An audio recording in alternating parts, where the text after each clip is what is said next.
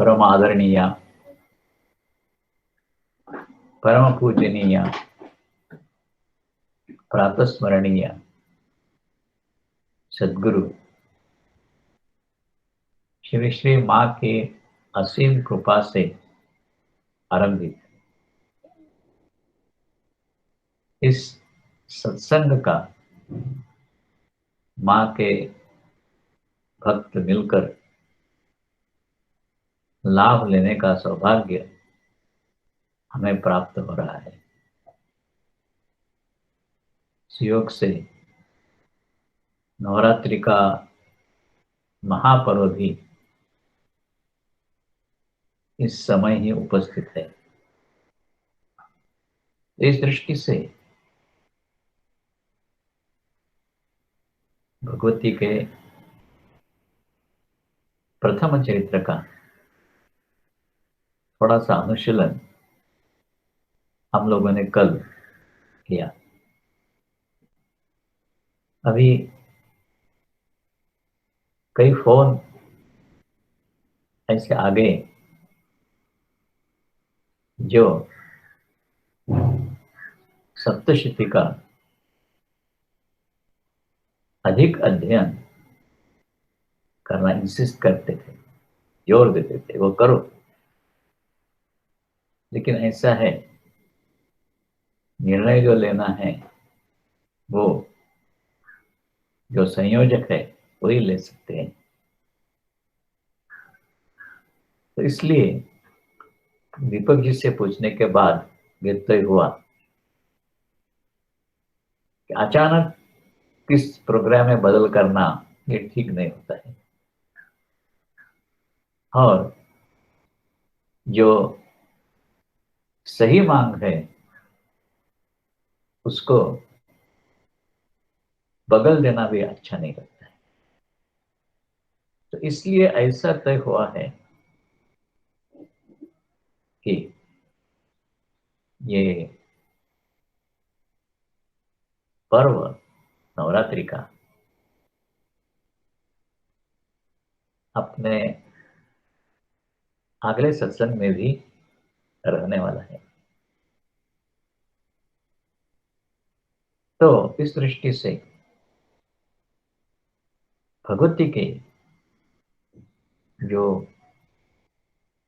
उर्वरित भाग है, प्रथम चरित्र तो देखा, और मध्यम और उत्तम चरित्र इसमें क्या क्या है ये सब उस समय हम देख लेंगे। अर्थात संक्षेप था, और बात की रक्षा के लिए आज ये बाकी के 3 चरित्रों का कुछ उल्लेख कर नहीं पाएंगे, क्योंकि ऐसा ही दंडक है, एकेन वा मध्यमेन नैके नेत्रयोरिह चरितार्थम तो न जपेत।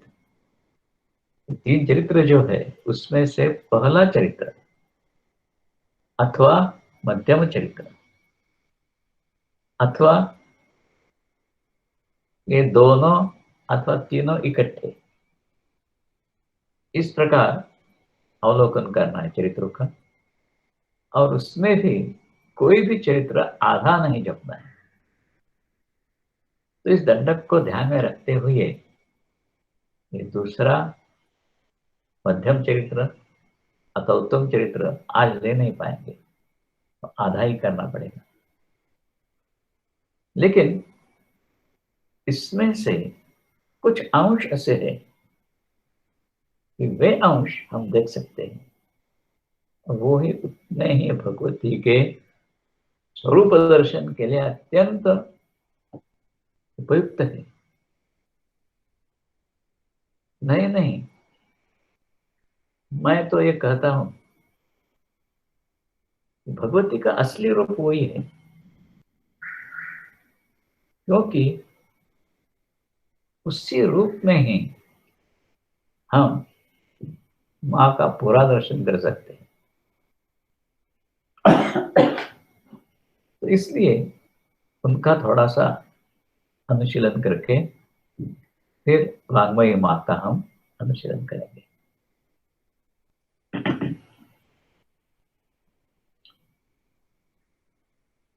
शुरू में हम लोगों ने कल ये देखा था सप्तशती के संबंध में, ये 700 श्लोक नहीं है, फिर भी इसे सप्तशती कहा गया, ये क्यों देखा। उसी प्रकार ये नवरात्रि जो है, हम इसे ऐसा ही समझते हैं, प्रतिपदा द्वितीया तृतीया चतुर्थी एक रात, ऐसे 9 रात ये नवरात्रि है। थोड़ा विचार करके देखेंगे तो एक बात ध्यान में आती है कि कभी कभी पूर्ण 9 दिन ये नवरात्रि रहता है, कभी कभी किसी तिथि का क्षय हो जाता है, इसलिए 9 के बदले 8 दिन का ही उत्सव होता है। और किसी किसी समय एक तिथि की वृद्धि हो जाती है, तो 9 दिन के बदले 10 दिन का उत्सव चलता है। तो फिर नवरात्रियों का समाहार समझने से इसे नवरात्रि कहना है, तो कभी 8 ही रात्रि हो जाती है, कभी 10 भी हो जाती है। तो फिर नवरात्रि कैसे? इसलिए इस नवरात्रि के संबंध में थोड़ा ध्यान पूर्वक इसके अर्थ में संशोधन करना जरूर लगा। इससे ही ध्यान में आ गया, ये नवरात्रि जो है, ये 9 रात्रियों का एक समाहार, इकट्ठा, ऐसा इसका अर्थ कर नहीं सकते। करेंगे तो क्या होता है हमने देखा है, कभी 9 के बदले 8 दिन हो जाएंगे, कभी 10 दिन हो जाएंगे। तो फिर ये नवरात्रि है क्या? इसमें जो नव शब्द है, इसका अर्थ 9 करते हैं, ये 9 नहीं है। नव माने नूतन, नया। और रात्रि सिर्फ रात का समय, ऐसा इसका अर्थ करना समयोचित नहीं है, क्योंकि उत्सव जो है ये दिन रात चलता है। ऐसा नहीं कि सिर्फ रात्रि में ही उत्सव चलता है, पूजा पाठ आदि सब धार्मिक विधि जो है पूरे दिन में चलते हैं। और फिर नाच गाना बजाना, ये सब बातें, कीर्तन, ये रात में चलती है। तो सिर्फ 9 रात्रियों का समाहार, इसलिए नवरात्रि नहीं कर सकते। तो फिर नव नूतन को कहा, नए को कहा, रात्रि को क्या कहेंगे? रात्रि जो है शब्द, उसमें रा क्रियापद है। रा राती में ददाती, देती है, प्रदान करती है, अथवा राती आघात करती है। दोनों ही अर्थ है इसके, रा क्रियापद के। राती माने आघात करना, अथवा राती माने देना, ददाती। तो क्या देती है और किस पर आघात करती है? रात्रि जो है, रात्रि त्रीन की रात्रि, तीनों के ऊपर प्रहार करती है। कौन से तीन? हम जीव है, और हम इस जीव दशा से छुटकारा पाने की बहुत कोशिश करते हैं, कामयाब होते नहीं है। कुछ ऐसी बातें हैं कि जिसकी वजह से हम कामयाब होते ही नहीं, लेकिन अंदर से हमारी हमारा प्रयास ये इस जीव दशा से छूटने के लिए ही होता है, लेकिन होता नहीं। क्यों नहीं होता है? कुछ हमें स्वयं प्राप्त करना मुश्किल है। कई कई बातें ऐसी होती है कि जिसको दूसरे में देना पड़ता है, हम उसके लिए काबिल नहीं रहते, अथवा हमें वो सामर्थ्य नहीं रहता है। वो सामर्थ्य और किसी का है, उसी ने इस सामर्थ्य के साथ हमारे ऊपर कृपा करनी चाहिए। तो ये जो रात्रि है, रात्रि जीव की जो दशा ये है, जागृत स्वप्न सुषुप्ति और तुरीय, ये चार दशा जीव के है ही। ये तुरीय अवस्था जो है ये प्राप्त नहीं की जाती, तो अपने आप प्राप्त हो जाती। तीन अवस्था से अगर मुक्त हो जाए तो चौथे में अनायास से प्रवेश हो जाता है। जागृत स्वप्न सुषुप्ति, इन तीन अवस्थाओं को पार करके उसके परे हो जाए तो जीव अनायास से इस चतुर्थ अवस्था में, तुरीय अवस्था में प्रवेश कर जाता है।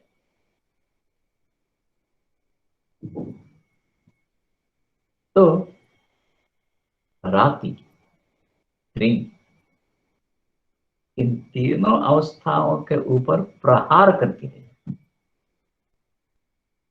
क्योंकि उनका भेदन करना हमें मुमकिन नहीं है। जागृत स्वप्न सुषुप्ति, इसमें से पंच विषयों का जो जो भाग है, शब्द स्पर्श रूप रस गंध, इनका, इनमें से एक अथवा अनेक के साथ हम ऐसे घुल मिल जाते हैं तो इससे छूट नहीं पाते।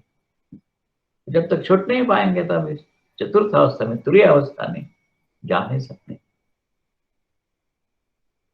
तो किसी ने, हमने जो बंधन बनाया है हमारे ऊपर, जो कोष हमने बना के रखा है कि उसमें कोष में हम निबद्ध होकर बैठे, किसी ने इस कोष को तोड़ना चाहिए। आघात करके वो टूट सकता है। तो राति त्रीन, ये तीनों अवस्था जो है इसी के ऊपर जो प्रहार करती है तोड़ने के लिए, वो टूटने के बाद चौथे अपने आप मिल जाते हैं, देने की जरूरत ही नहीं है, स्वयं सिद्ध है। चौथी अवस्था जो है वो स्वयं सिद्ध है, और बाकी की तीन जो है ये भी बंधन भासमान है। वेदांत का ये विषय बहुत बड़ा सुंदर है, लेकिन थोड़ा सा समझने में एक ही बार, एक ही लेक्चर में सब समझ पाएंगे नहीं हो सकता। उसके लिए ये बंधन कैसे है, क्यों किए जाते हैं, किसने किए हैं, आदि सब बातें एक स्वतंत्र विषय है वेदांत का। यहाँ आघात जो किया जाता है इसके लिए हम देख रहे हैं कि किसके ऊपर आघात है। किसी के मस्तक के ऊपर प्रहार किया नहीं, अथवा उसके शत्रु के ऊपर प्रहार किया नहीं। हम भगवती के जो चरित्र देखेंगे, मध्यम चरित्र और उत्तम चरित्र, इनमें खास करके ये महिषासुर का उद्धार, शुंभ निशुंभ का उद्धार तो प्रधान है, और वे अनेक असुर के उद्धार किए हैं, तो उनके ऊपर का प्रहार है ये। उनके ऊपर कभी नहीं है। तो प्रहार सिर्फ जीव ने अपने को जिस कोश में बद्ध होकर जागृत स्वप्न सुषुप्ति इन अवस्था में अपने को बद्ध करके रखा है, तो उसी के ऊपर प्रहार करके इस जागृत स्वप्न सुषुप्ति से उसको छुटकारा देनी है। ये भी बात ऐसी है कि वो बंधन तोड़कर उसको मुक्त करना ऐसी क्रिया नहीं है। बंध जो है, बंधन जो है, ये बंधन है ही नहीं। जीव समझता है मैं बंधन में हूं। एक उदाहरण हम लोगों ने जो देखा है,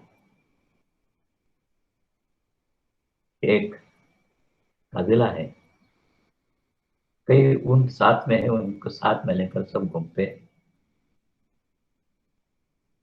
गले में रात के समय बांधने के लिए बड़ी बड़ी जंजीर और रस्सियां भी है। एक जगह ध्यान में आया कि एक रस्सी कम पड़ गई, तो बेचारा वो रोने लगा। उस ऊंट का जो चलाने वाला था वो रोने लगा, बोला मुझे अब रात भर जागा रहना पड़ेगा, कि इसको बांध नहीं पाऊंगा तो वो चला जाएगा कहाँ भी। तो एक बूढ़ा कारवान था, उसने पूछा है क्यों रोता है? कहते बाबा देखो ना क्या हो गया है ये, कैसे मैं भूल गया आज रास्ते लाने के लिए। बोले, हर रोज बांधता है तुम? हाँ। और आज आने के लिए भूल गया? हाँ। कुछ फिक्र नहीं, मैं जैसे बताता हूँ करो। सब ऊंटों को बांधने के बाद वो रस्सी और उसको खुंटी, ये तो थी ही नहीं। इशारा करता है कारवान, बूढ़ा कारवान इशारा करता है कि ठोको खुंटी। बोलते नहीं है ठोको, तो फिर वो बहाना करता है खुंटी ठोकने। तो बोलते रस्सी बांध दो गले में। वो इस प्रकार से वो बहाना करता है, वो उनको समझ जाते हैं कि मैं बांध गया। भाग कर जाता नहीं है वो यही सोचता है कि मैं इधर बंधा हूं। जीव के बंधन जो है ना, इस प्रकार के है। समर्थ रामदास स्वामी जी ने इतने अद्भुत रीति से बात कही है कि बंधन का ही आत्म्याला बोलूच नको। अरे इस आत्मा को बंधन में डालने वाला है कौन? ऐसा बंधन उत्पन्न नहीं हुआ है। समझो किसी ने कहा कि हिमालय पर्वत जो है ना, इसको बांधने के लिए मैं एक रस्सी बना रहा हूं। हम हंसेंगे, मुश्किल है ये, होगी ही नहीं। उसी प्रकार आत्मा को बंधन में डालने वाला बंधन अभी तक उत्पन्न हुआ ही नहीं है। हम समझते हैं बंधन में है ऐसा। तो इसलिए ये जो आघात है, ये इस बंधन के ऊपर नहीं, ये बंधन की वृत्ति जो है, आभास जो है, उस आभास के ऊपर है। नींद में सोच रहा है, सपना आया है, उस सपने में ठीक ढंग से किसी ने उसको बांध के रखा है, तो उस बंधन से छुड़ाना है तो उसके नींद से ही छुड़ा, बस और कुछ नहीं करना है। इस प्रकार इस मोह निद्रा में जो है उसके ऊपर आघात है। राति तीन तीन अवस्था जो है, जागृत सप्त सुषुप्ति, इससे उसको छुटकारा देने, उसको उससे जागृति देने, उठने के बाद तुरी अवस्था आई। सो नव नूतन राति दलाती तीन तीन अवस्थाओं से परे ले जाकर चौथे में प्रवेश करा देती है, तो नवरात्रि है। ये नहीं है, ये जो रात्रि है, ये जो बंधन से छुड़ाना है, जागृत स्वतः सुषुप्ति के परे तुरीय अवस्था में ले जाना है, ये नया है। नया, हाँ, अत्यंत प्रारंभिक अवस्था से जीव की अब तक हम देखेंगे कि अवस्था कभी कभी आई ही नहीं है। आती थी तो हम मुक्त हो जाते थे। अब है, इसका अर्थ यही स्पष्ट है कि हम इन तीन अवस्था से पहले परे कभी भी नहीं हुई है। इसलिए ये आघात करके भगवती जो उसी से जागृति देती है, जो हम सोए हैं, सपने में फंसे हैं, तो सपने से हमें जागृत कर देती है। बहुत सुंदर बाबा, बहुत सुंदर, ब्यूटीफुल। अपने असली स्वरूप का दर्शन कराती, इसलिए आघात है। और ये तीन आघात, रात्रि तीन, इसलिए ये नवरात्रि है। नव नूतन, इससे पहले हुआ ही नहीं कभी, और अब हो रहा है, तब जीव मोक्ष में परे में चला जाएगा।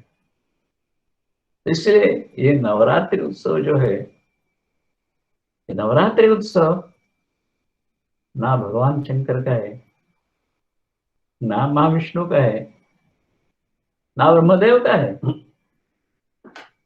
ना गणेश जी का है, ना किसी भी पुरुष देवता का नहीं है, ऐसे महामाया का।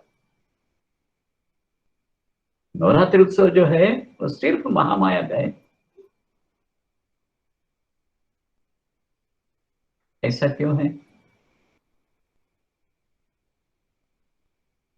सिर्फ ये ही ऐसी है, जीव को जो बंधन में अपने को मानता है, उसके उस बंधन की स्मृति से उसको जागृति देना सिर्फ उसके अधीन है। पहले चरित्र में हम लोगों ने बात देखी है, आश्चर्य शिष्य भगवान कल्पांत भगवान प्रभु, वो योग निद्रा में सोए हैं, उनको जागृत करना है, तो ब्रह्मदेव उन्हें कुछ नहीं कहता है, उनको जगाने की कोशिश भी नहीं करता है, नहीं तो नींद से उठाने के लिए उसको धक्का देके जोर जोर से पुकार के कुछ नहीं किया है। विष्णु माया प्रतिष्ठो, भगवती की प्रार्थना की है,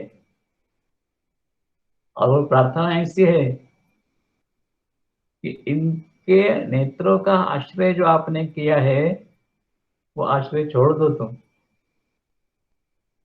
इन्हें नींद में नहीं है, आपने उनके नेत्रों का आश्रय किया है, और वो छोड़ दो, और इनके मन में इन असुरों को मारने की प्रेरणा दे दो। यानी ये जो अपने स्वरूप का साक्षात्कार, अपने को पाना,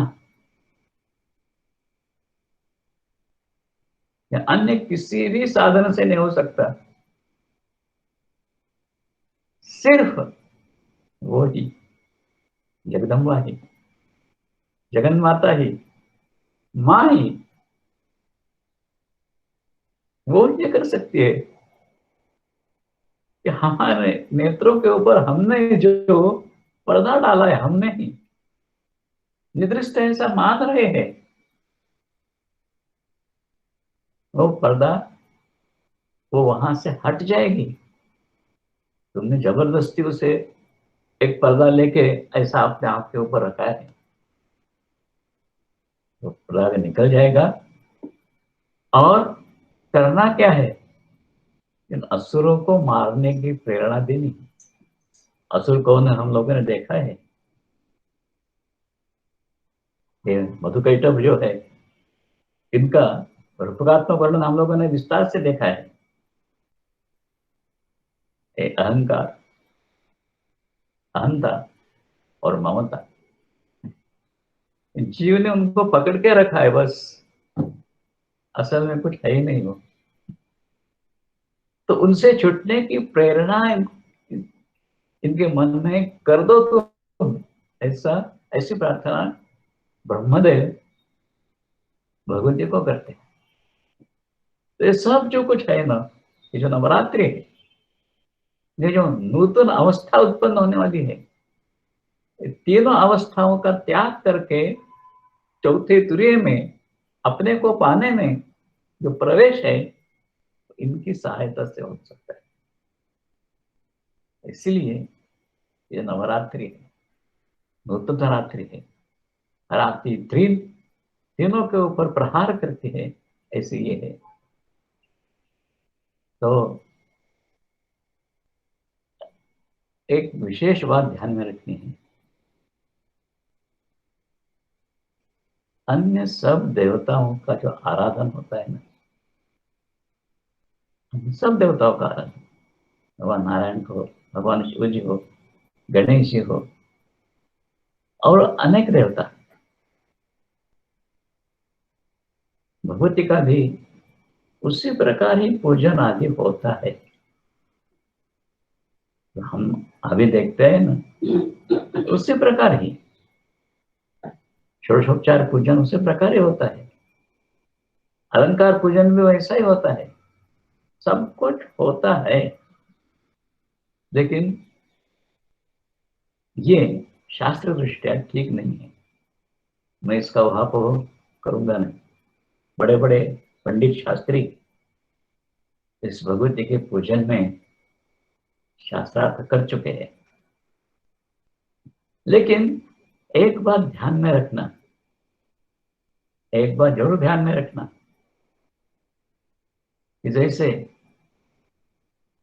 शिव जी के पूजन के समय, आरती के समय शंख बजाया जाता है, कासा, घंटा ये बजाया जाता है। भगवती के पूजन के समय क्या बजाया जाता है? हाँ, ये ताशा, घंटी विंटी सब कुछ बजाएंगे, लेकिन उन सब का आवाज बिल्कुल समाविष्ट हो जाए ऐसा एक आवाज भगवती के पूजन के लिए है, और वो है रणवाद्यों का नाद।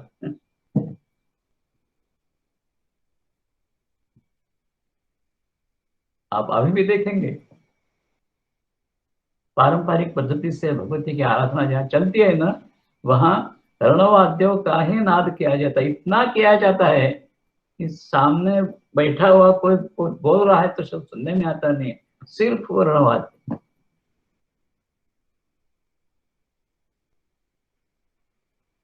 जो सोया है ना, उसे जागृति लानी है। ये प्रचंड रणकंदन है। तुकाराम महाराज जी ने कहा है, रात्रंदिना युद्धाचा प्रसंग,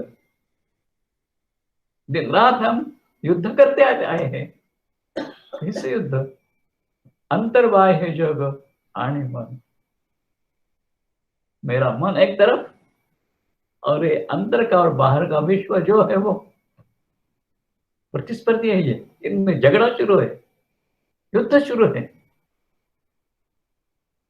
तो इस युद्ध में हमें यश प्राप्ति जो करके देती है,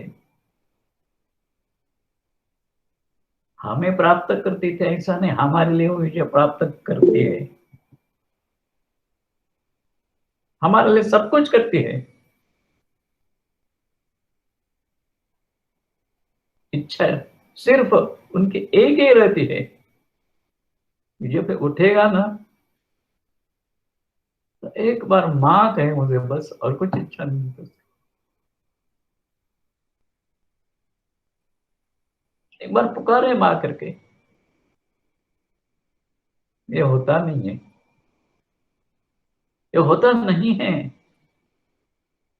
थोड़ी सी जागृति, थोड़ी सी जब आ जाती है, भगवती के रूप का एहसास होने लगता है, तब हम यही कहते हैं, माँ हमें ये दो, ये दो, ये दो।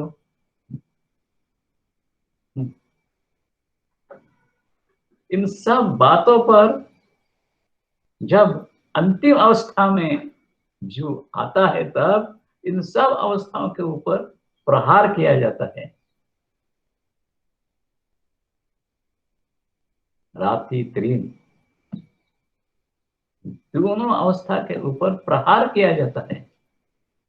रणवाद्यों का नाद इसलिए है, रणवाद्य उस समय बजते हैं कि जब शत्रु के ऊपर प्रहार करते हैं। तो ऐसे ही हमारे अंतर्गत शत्रु जो है ना, उन्हीं के ऊपर प्रहार करके हमें जागृति लानी है, और वो लाई जाती है। इसी का निदर्शक ये है। और इसका अधिक विवेचन अभी नहीं कर पाएंगे, आधा चरित्र कभी भी वर्णन नहीं करना है। और प्रथम चरित्र तो हमने किया है, इसमें से मध्यम और उत्तम, इन दोनों को इकट्ठा पूरा करना बड़ा कठिन होगा। सिर्फ मध्यम पूरा करना अगर कहेंगे तो भी थोड़े विस्तार पूर्वक हो जाएगा वो। और माँ की वाणी का भी अनुशीलन परंपरा के रीति से हम छोड़ नहीं पाते, तो इसलिए उसका भी थोड़ा अनुशीलन बाद में हमें करना है। यहाँ एक बात जरूर हम आपसे कहते हैं, हमारे जो धर्म ग्रंथ है, हमारे जो शास्त्र ग्रंथ है, हमारे जो देवताएं हैं, उन देवताओं का पूजन अर्चन जिस विधि से चलता है, इन सब की तरफ शास्त्रीय दृष्टि से देखना अत्यंत आवश्यक है। सिर्फ ये सब पुरानी बातें छोड़ दो इनको, इस प्रकार छोड़ना भी उचित नहीं है। हाँ, हमारे बाप जादों से चलता आ रहा है, वही तो करना ही चाहिए, ऐसा कर उसके करना ये भी ठीक नहीं। भगवती को कहो, इतनी सालों से, हजारों सालों से, पीढ़ी दर पीढ़ी तुम्हारी उपासना हमारे यहाँ शुरू है। तो ये क्या है, जरा बताओ ना हमें, थोड़ी कोशिश करो। पाठशाला में जाके विज्ञान के पाठ तो लेते ही हैं, लेकिन उस विज्ञान का संबंध इस हमारे शास्त्र ग्रंथों में जो ज्ञान है उसके साथ उसका मेल करने की कभी भी कोशिश नहीं करते। ये करनी चाहिए। समय आ गया है, अब ये समय आ गया है कि किसी को छोड़कर चलेगा नहीं। विज्ञान सही है, विज्ञान कोई गैर नहीं है। हम हर एक वस्तु का जब अभ्यास करते हैं, तब उसका व्यक्त रूप हम देखते हैं, अलग रूप देखते नहीं है। ये ज्ञानंच विज्ञानंच, ज्ञान भौतिक ज्ञान है, लेकिन उसी के साथ साथ विज्ञान, विशिष्ट ज्ञान, उस ज्ञान का मूलतः क्या अर्थ है, इसका साक्षात्कार सिर्फ विवेचन नहीं, ये विज्ञान है। तो इन खोज नितांत आवश्यक है। मन ही मन हम भगवती की प्रार्थना करते रहेंगे, गणेश जी की प्रार्थना करेंगे, राम जी की, कृष्ण जी की प्रार्थना करते रहेंगे कि आपकी परंपरा से सब उपासना आ रही है, उसका क्या अर्थ है, क्यों है ये? सिर्फ धन धान्य प्राप्त करने से तुमसे नहीं, वो तो कोई बड़ा सेठ अगर प्रसन्न हो जाएगा तो कितनी पीढ़ियों को धन धान्य हमें दे देगा। इसके लिए भगवान की जरूरत नहीं। तो ये होना ही चाहिए बात में रखना। नवरात्रि जो है ना, ये हमें होश लाने के लिए है। माँ कहती थी ना, जिसके मन में होश है वो मनुष्य है। मनुष्य वही है जिसके मन में होश है, सोया नहीं है, जागृत हो गया है, खोज शुरू है। मैं कौन? खोज शुरू हो गई, अपने को जानना, अपने को पाना। शब्द ज्ञान है अपने को जानना ही, अपने को पाना ये साक्षात्कार। ये दोनों अवस्थाएं एक के बाद दूसरी जीवन में जब आती है भगवती की कृपा से, और इसमें एक विलक्षण दर्शन है भगवती का। असुरों का संहार जैसा है ना, कई बार लोगों ने कहा है ये क्या है, इस असुर का संहार किया, उसको मार दिया, ये क्या भगवती का काम है?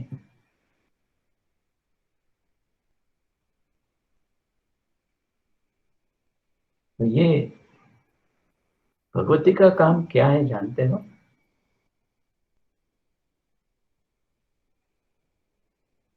इसके 5वें अध्याय में एक उल्लेख है, चित्ते कृपा समर निष्ठुरता च दृष्टा त्वय्येव देवर दैवोन्नत्रे।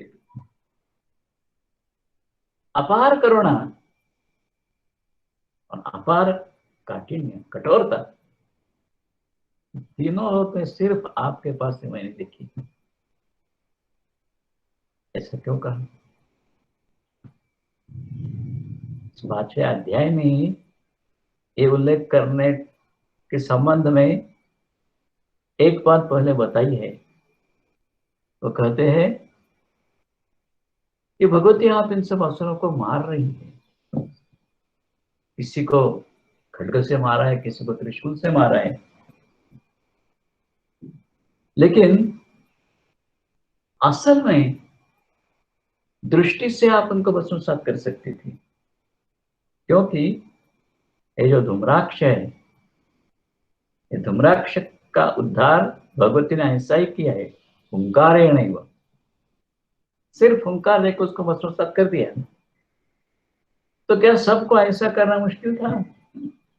आपके लिए मुश्किल नहीं थी बात, लेकिन आपने वो किया नहीं। तो नहीं किया, भगवती कुछ बोलती नहीं है, सिर्फ हंसती है। सिर्फ ये भक्त स्वयं आगे कुछ करने लगा है। वो कहता है आपने इनको शस्त्र से मारा, सिर्फ हुंकार से नहीं मारा, इसकी वजह सिर्फ एक होती है, वो जानते हैं क्या वो परलोक सुधारने वाले हैं, मेरे सामने वो टिकेंगे नहीं, परलोक जाने वाले ही है। परलोक जब जाएंगे ना, तो वही इनका इंसाफ हो जाएगा, इतने पातक के ये सब किया है तो इनको कितने जन्मों का नरकवास मिलेगा कुछ पता नहीं है। इसलिए शस्त्र से मारा, इसलिए शस्त्र पूता, शस्त्र का स्पर्श उसे अपने हाथ से करने से वो पावन हो गए। और ऐसी अवस्था में परलोक गए। चित्ते कृपा समर्निष्ठता च दृष्ट, प्रचंड कृपा जो है ना, शस्त्र पूता बनाए उनको, शस्त्र के द्वारा उनको पावन बनाए हैं, और फिर परलोक भेज दिया।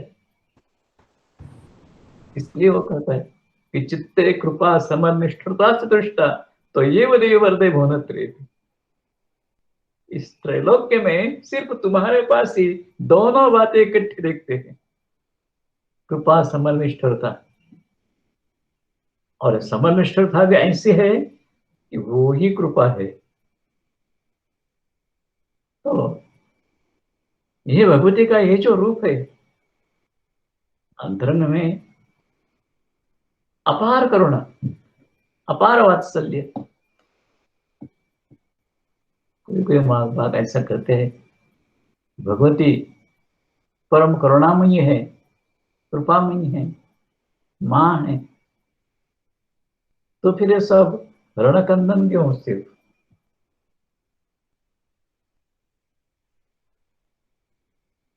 भगवती के एक अवतार का वर्णन सप्तशती में है।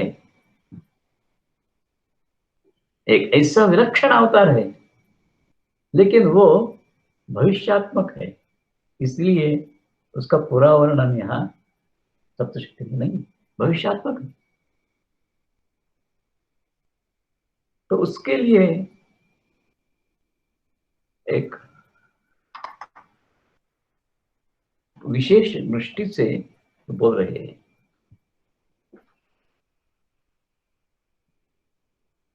भूयश्च, पहले कुछ बताया है सब, इसके बाद शतवार्षिक्याम अनावृष्ट्याम अनंबसी,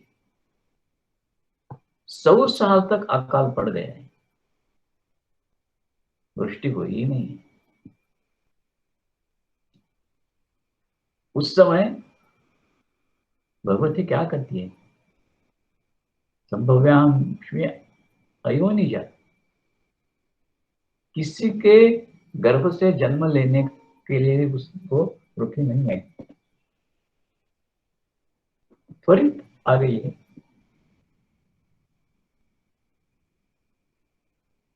तथा शते नेत्राणाम निरीक्षामि यन्मुनि, और मैं ऐसे देखती हूँ सबकी तरफ, ऐसा लगता है अपने शत नेत्रों से देख रही है, रोहित की तरफ। लेकिन हर एक की तरफ है ना दृष्टि, इसलिए हर एक को लगता है कि मेरी तरफ की दृष्टि है। और दृष्टि से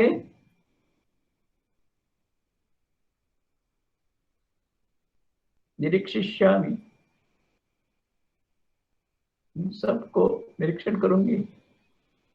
मानो इस दृष्टि से 100 साल में जो अकाल पड़ा है, वृष्टि हुई नहीं है, ये दृष्टि से ऐसी वृष्टि हो रही है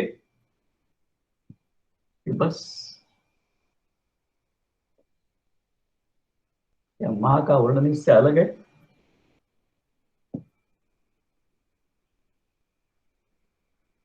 कैसे अलग है कि देखो,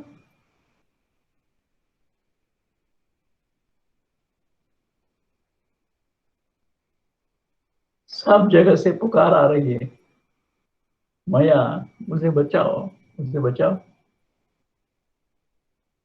अकाल पड़ा है ना, 100 साल तक वृष्टि हुई ही नहीं है।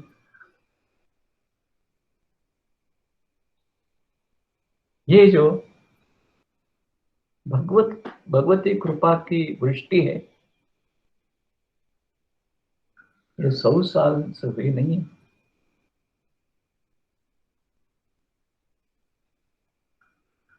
100 साल कौन से है? ये जो पंच ज्ञानेंद्रिया पंच कर्मेंद्रिया 10 है, और इनकी वृत्तियां जो है, 10 की वृत्ति, हर एक की 5 प्रकार की वृत्ति, वृत्तयः पंचतयः, क्लिष्टा अक्लिष्टा।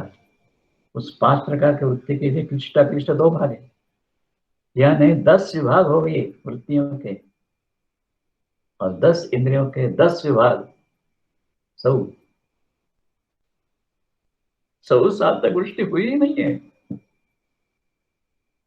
कभी भी। सब कुछ प्राप्त किया है, सब कुछ मिला है, लेकिन माँ की प्यार भरी दृष्टि तो मिला ही नहीं। ये वृष्टि हुई ही नहीं है। तो इस अनावृष्टि की वजह से सब कुछ इससे ही शरीर भीड़ हो गए हैं सब। तब भगवती कहती है तथा शतेन नेत्राणाम निरीक्षामि जन्मनि, मैं सब नेत्रों से सबकी ओर देखूंगी। ये सब नेत्र भी कौन से हैं? जिससे दृष्टि, जिस इंद्रिय से दृष्टि रूप से वृत्ति बाहर निकलती है उसे नेत्र कहते हैं। तो अपने पुत्रों के, अपने पुत्रों की तरफ जिस स्नेह से वो देखती है, एक बार सिर्फ मन में याद करो माँ कैसा देखती थी, बस तब इसका पता चलेगा। जो अनावृष्टि थी इससे वृष्टि हो गई। एक ही क्षण में अंतरंग में ऐसा पूरा एहसास हो जाता था कि बस एकदम शांत हो गई। कीर्ति शंति मौजा शताक्षी विद्यमान था, इसीलिए मुझे शताक्षी करके पुकारेंगे पुकारेंगे लोग। लेकिन इसके आगे भी है। सिर्फ उनकी तरफ प्यार भरी दृष्टि से देखकर काम चलता नहीं है। तो फिर सब साल तक वृष्टि नहीं हुई है तो खाने पीने को नहीं मिला होगा। भृष्यामि स्वरा शाकई आवृष्टि प्राणधारकई, आत्मदेह समुद्र ही, मैंने अपने देह से नानाविध प्रकार के फल, मूल, अनाज सब कुछ उत्पन्न किया और वो सब लेके सबको वितरित कर रही है। आत्मदेह समुद्र ही भृष्यानि सुरहा शाक ही आवृष्टे है प्राणधारक ही, उनके प्राण की रक्षा कर रही है।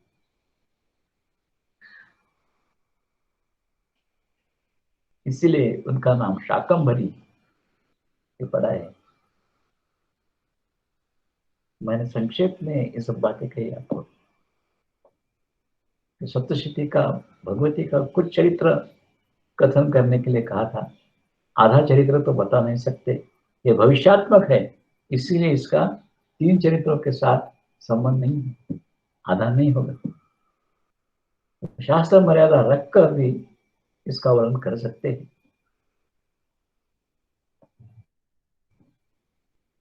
तो इस रूप का भगवती के मन इसलिए एहसास करा गया आपको कि सिर्फ रणकंदन, अत्यंतिक स्नेह, अत्यंतिक प्रेम,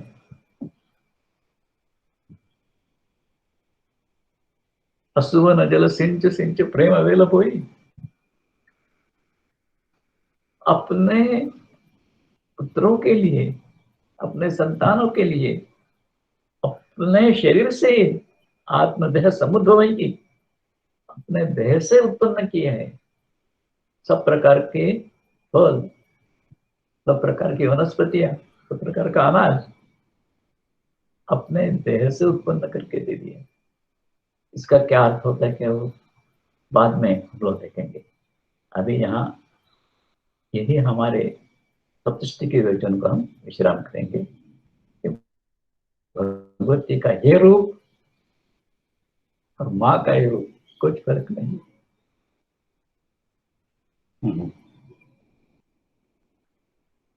तो इसी के साथ हम सप्तशती के विवेचन को यही जय हो जय हो जय हो बाबा, जय हो।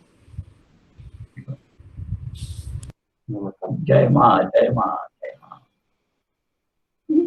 अब ये वाङ्मयी माँ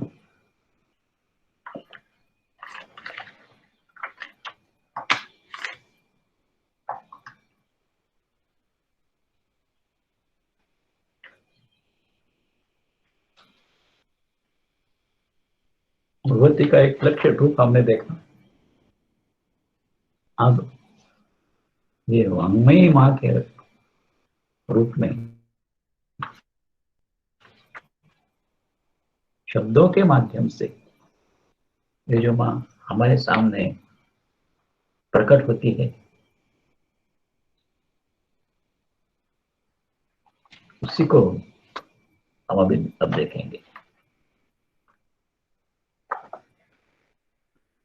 इसके पहले इस वाङ्मयी माँ के कई वाणियों का हमने परामर्श लिया है और यहां तक आए थे, मान छोड़कर नाम लेकर तो रहो, देखना तुम्हारे काम स्वतः होते जा रहे हैं। यहां तक आके हम रुक गए। ये पढ़कर बहुत आनंद हुआ था। इस प्रकार अगर हम भगवान का नाम लेंगे तो बस कोई नौकर रखने की जरूरत नहीं, कुछ जरूरत नहीं है, सब काम अपने आप होते जा रहे हैं। झाड़ू लगता है, पोता लगता है, मार्केटिंग होता है, सब कुछ होता है, अपने आप होते जा रहे हैं। स्वयं मां कर रही है, तो गलत मानने की कुछ गुंजाइश नहीं है। लेकिन आगे एक बात वो कहती है, देखना तुम्हारे सब काम स्वतः होते जा रहे हैं। और आगे कहते हैं, इस शरीर को साधना के खेल में इस प्रकार का हुआ था। माँ ने कभी भी अपने साधना के किसी अनुभूति के बारे में इस प्रकार कहा नहीं है, पहली बार कह रही है। जब हमने पढ़ा तो हमें आश्चर्य लगा, फिर उसका भास्करानंद जी से, क्योंकि वाङ्मयी माँ का जो निर्माण हुआ है उसमें भास्करानंद जी का प्रयास बहुत बड़ा है। उनसे कहा था कि स्वामी जी ये ठीक नहीं लग रहा है हमें, कहाँ से आया है ये। तो ये ने कहा ठीक नहीं लग रहा है ना, छोड़ दो। हमने कहा नहीं नहीं स्वामी, छोड़ेंगे कैसे, जब आपने रखा है तब हम छोड़ नहीं सकते। तो उन्होंने कहा माँ की प्रेरणा से ही वाङ्मयी माँ इसकी निर्मित हुई है। जगह जगह माँ की जितनी वाणियां हैं, जैसी सद्वाणी में इकट्ठी की है, वैसी इस वाङ्मयी माँ में माँ के संबंध में महापुरुषों के वचन, अनेक ग्रंथों के वचन, अनेकों के कुछ लेख आदि, इन सबको इकट्ठा करके विशिष्ट पद्धति से विशिष्ट रीत्या संग्रहित किया है। जैसे नाम और नामी, इसमें सब वचन इकट्ठित किए, उसी प्रकार इकट्ठे किए गए हैं। तो इसमें ये हो नहीं सकता गलती से कुछ हुआ है। स्वामी जी ने कहा कि कभी कभी माँ अपने को भूल जाती थी, उनके मुंह से ऐसा निकलता था, अचंभित होना पड़ता था। वैसा ये है, माँ के वाणी से जो परिचित है उसको जरूर जानते होंगे, ये जो वाक्य है इस शरीर की साधना के खेल में इस प्रकार हुआ था, इसलिए इतने जोर से बोलना आ रहा है। मैंने खुद अनुभव किया है इसलिए बोल रही हूं। ऐसा अगर कोई कहेगा ना, उस आविर्भाव से बोल रही है, इसलिए इतने जोर से बोलना आ रहा है। लेकिन साथ ही साथ बताती है तुम अगर मन ही मन ऐसा सोचोगे ये सत्य है या नहीं, ठीक है, 100 दिन नाम का जप करके देखेंगे क्या होता है, देखेंगे। मां कहती है नहीं, वो कहती है कि भगवान की परीक्षा लेने के लिए कुछ फक्कर न रखना। उसकी परीक्षा लेने के लिए कुछ नहीं करना, श्रद्धालु को विश्वास रखो, ये शरीर जो कह रहा है ना उसके ऊपर विश्वास करो। अगर वैसा न होगा, परीक्षा लेने के लिए अगर कुछ करोगे ना, तो ऐसा होने पर कुछ पाने अथवा कुछ होने का प्रकाश नहीं है। कैसे शब्द है देखो, भगवान कुछ करेंगे नहीं,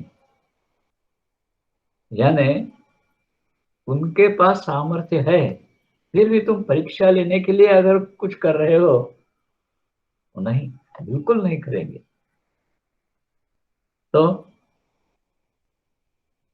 कुछ पाने का अथवा कुछ होने का प्रकाश नहीं, यानी इसका अर्थ ये नहीं कि वो नहीं करेंगे, इनके अंतरंग में है वो दया, वो करुणा सब है तुम्हारे प्रति, लेकिन तुम्हारे अंदर ये जो परीक्षा का भाव आया ना, बस उससे सब ढक दिया, उसका प्रकाश नहीं हो रहा है।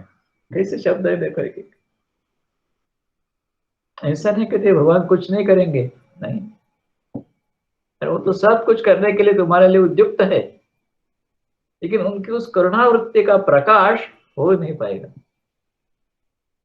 तुम्हारी परीक्षा बुद्धि जो है उसी ने उनके करुणा के रूप को छिपा के रखा है। इसलिए कुछ पाने अथवा कुछ होने का प्रकाश नहीं है। व्यवहारतः तो अप्रत्यक्ष में हम लोग देख सकते हैं, परीक्षा बुद्धि से अगर कोई कुछ करेगा ना, तो कुछ अलग हो जाता है, विपरीत हो जाता है। आप सबको माँ का चरित्र तो मालूम है ही, इसलिए आप सब इस बात को जानते होंगे कि एक बार जो माँ के एक पड़ोसी है, वो ये मसाला पीस के लाके देते थे।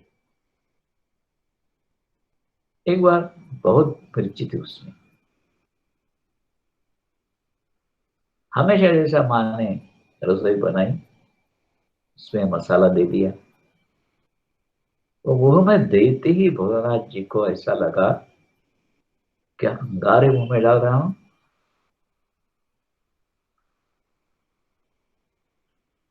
तो एक तो गुस्सा हो गए ही थे, फिर भी माँ को उलाहना देने की दृष्टि से कहा, तुम तो सबके परे हैं, तीखा या मीठा तुमको कुछ नहीं उसका फर्क होता। माँ सिर्फ सुन रही है। तब माँ कहती है, अच्छा, भोलानाथ पूछते हैं, क्या आपको ये जो पिसा हुआ मिर्ची है वो जो खिलाएंगे, तो माँ कहती करके देखो। भोलानाथ जी अब ऐसे जिद्दी में आ गए हैं, तो कहते हाँ करूंगा ही, लेकिन ध्यान में रखना मुंह से ऐसा आवाज में नहीं आना चाहिए। बाकी की बातें तो छोड़ो, आंख से पानी भी नहीं आना चाहिए, नाक से पानी भी नहीं आना चाहिए। माँ कहती है करके देखो तो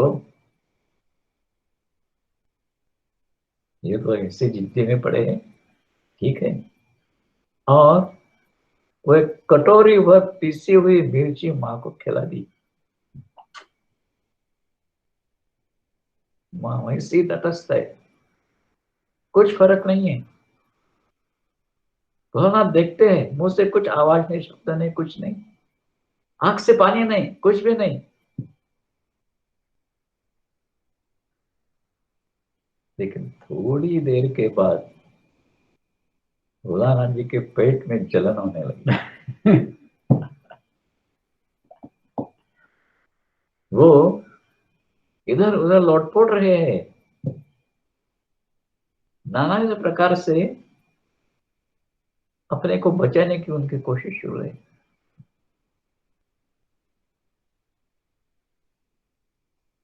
अंत तो गत्वा माँ ने एक थोड़ा सा चूड़ा, यानी पोहा जिसे हम मराठी में कहते हैं, वो भिगो कर थोड़ा खिला दिया। उनकी जल मिट गई। उसी प्रकार एक बार माँ के एक अत्यंत प्राण प्रिय भक्त भाई जी, उनके मन में क्या बात आई, उन्होंने मन में मन ऐसा सोचा, ये पूरी अद्वैत स्थिति में चली गई है, इसके लिए हम प्रमाण कैसे ढूंढेंगे। हमारी क्षमता तो ऐसे नहीं है कि इनकी कौन सी अवस्था है इसको हम नाप सकेंगे। तो एकाएक उनके मन में आए कि वहां धूपदानी में जलते हुए अंगार थे। उन्होंने माँ से पूछा, आपको ठंड गर्म में कुछ फर्क नहीं लगेगा, तो ये जलता हुआ अंगार अगर तुम्हारे पाँव पे रखूंगा तो आप करके देखो। मन ही मन सोचते होगे, तो इसलिए मैंने कहा कि उसके बारे में पूरा वर्णन उपलब्ध नहीं है। वो मन ही मन सोचते होंगे कि ये जलता हुआ कोयला अंगार अगर हम उठा के माँ के पाँव पर रखने लगेंगे तो माँ पाँव हटा लेगी। लेकिन कुछ नहीं हुआ। वो अंगार उठाया, माँ के पाँव पर रख दिया। माँ वैसी बैठी है, अब सिर्फ देखती रही है कोयले की तरफ। और भाई जी भी वैसी स्थिति में देख रहे हैं, रखा है हमने जलता हुआ अंगार, वो अपना काम कर रहा है। अब जब मांस जलने की बू आ रही तो एकदम गड़बड़ा गई, झट से उस कोयले को हटा दिया और उस घाव को चूसने लगे, बड़े शर्मिंदे होकर। क्या किया मैंने, क्या किया। माँ उन्हें कहती है, क्यों हटाया। ये शरीर देख रहा था, पहले थोड़े से रोम जल गए, फिर चमड़ी जल गई, फिर मांस जलने लगा, तो पूरा होने के पहले ही तुमने वो कोयला हटा दिया।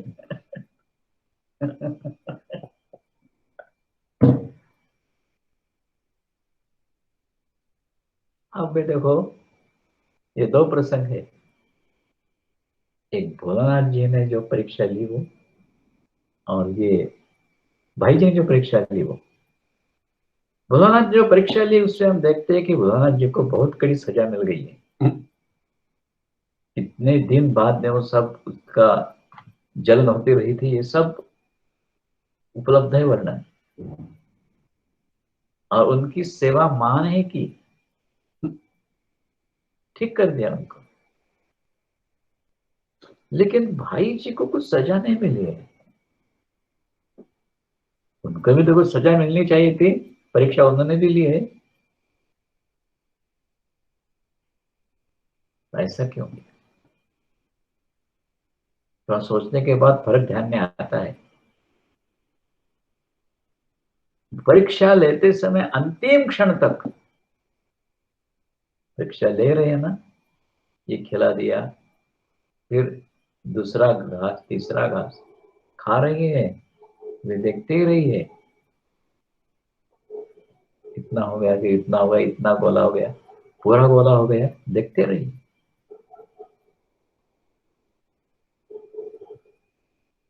उनके मन का ये जो परीक्षा का भाव, वो चला नहीं गया था अंतिम क्षण तक, इसलिए उनको सजा मिली। भाई जी के बाद हम ये देखते हैं कि चंद क्षणों के बाद वो अपने आंता भूल गए हैं। मैं क्या कर बैठा, एक कहकर वो अपने मुंह से वो घास चूसने लगे हैं। इसीलिए उनको सजा नहीं मिली है। भगवान के साथ मन से क्यों ना हो, हम अनुभूति से एक हो जाएंगे ना, तो परीक्षा का भाव रहे या ना रहे, कुछ भी हो, उसके लिए माँ जो यहाँ कहते हैं ना, परीक्षा लेने के लिए कुछ फर्क न रखना, ऐसा होने पर कुछ पाने अथवा कुछ होने का प्रकाश नहीं है। ये सजा जो है, ये सजा अगर भगवान के साथ हम अनुभूति में एक हो जाएंगे, नहीं होता है। लेकिन ये परीक्षा वृत्ति वैसी ही रही तो उसकी सजा भी मिल जाती है।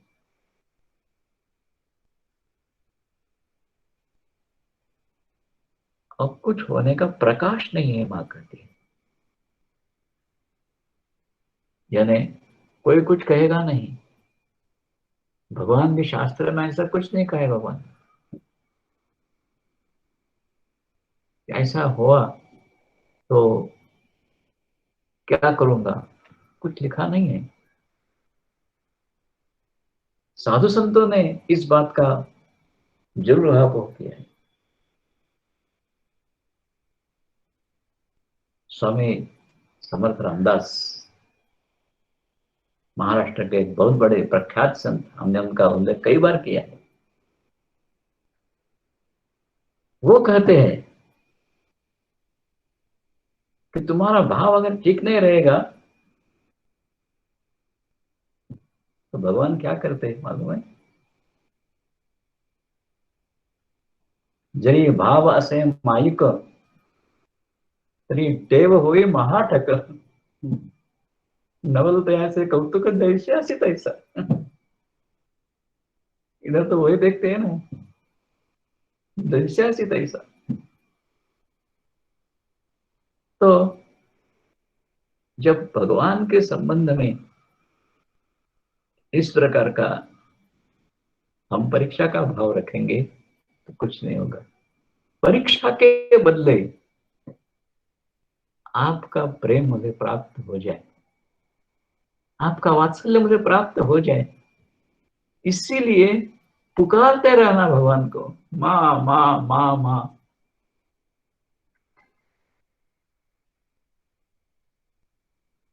देखना सब कुछ अपने आप होने लगता है।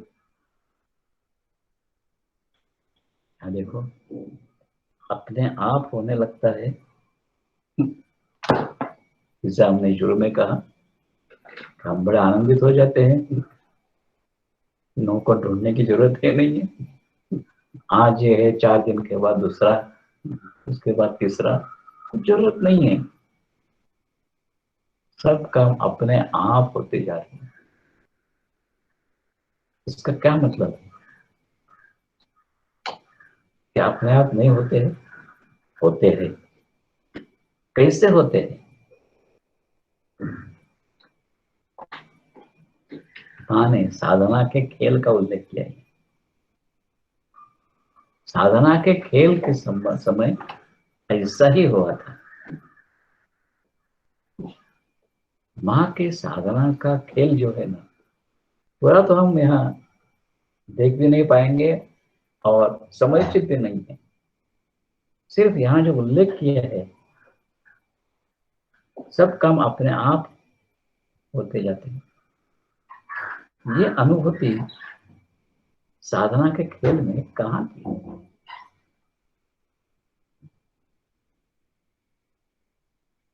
पहले ये जो भाई जी की किताब है,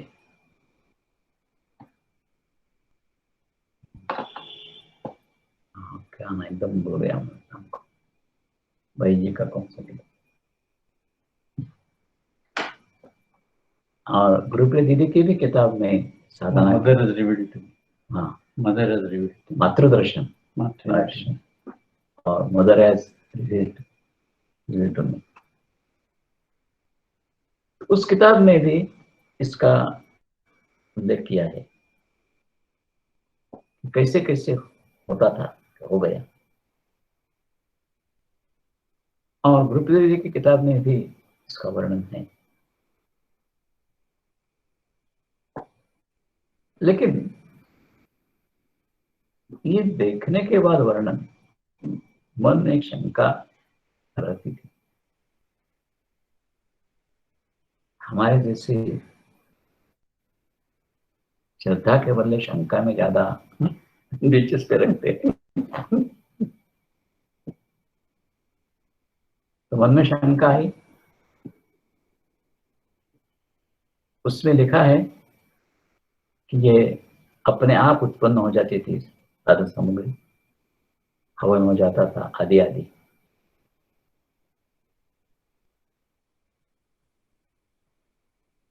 तो हमारे मन में यह था कि अगर असल में ऐसे उत्पन्न हो जाती थी तो दूसरा कोई ये देखने वाला नहीं था क्या?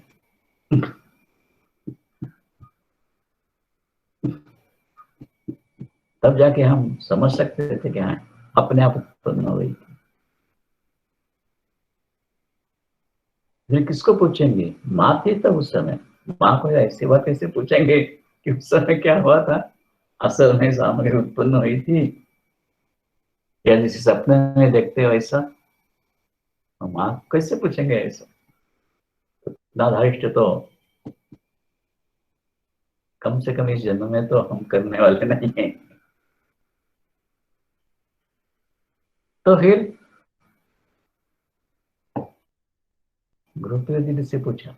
एक बार वो पुणे में कई दिन मुक्काम उनका था, 1 महीने से ज्यादा था। उनसे पूछा, वो सिर्फ देखती रही हमारी तरफ और उसने कहा कि देखो, कमलदा तो यहाँ है, कहने मिर्जानंद सुने, उसको पूछो, वो तो सब बातें जानता है, वो ठीक से समझा देगा तुमको। गुरुप्रीत जी ने अपने ऊपर का जो भार था वो उनके पास भेज दिया।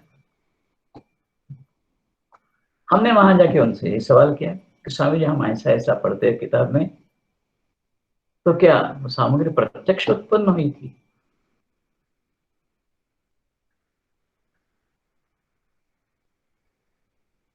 वो ठीक से जवाब नहीं दे पाए।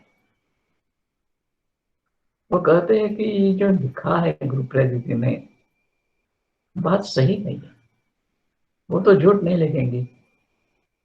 और इतना भी नहीं,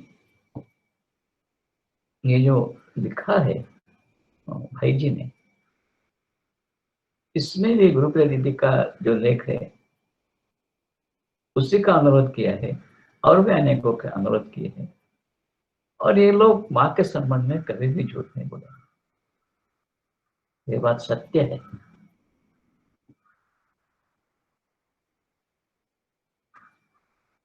लेकिन तुम्हारे मन में शंका क्यों है इसके बारे में? अब उन्होंने वो उनके कोर्ट में जो चेंडू था वो हमारे कोर्ट में भेज दिया। तुम्हारे मन में शंका क्यों इसके बारे में?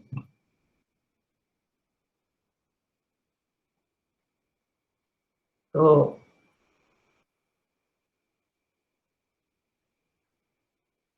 कुछ अध्ययन किया था ना शास्त्र ग्रंथों का, इसलिए अपने को हम धीरा पंडितम बनने माना, हम बड़े जानकार हैं। इस दृष्टि से शंका क्यों जो मैंने बताई उनको कि स्वामी जी देखो, ये सामग्री अपने आप उत्पन्न हो गई,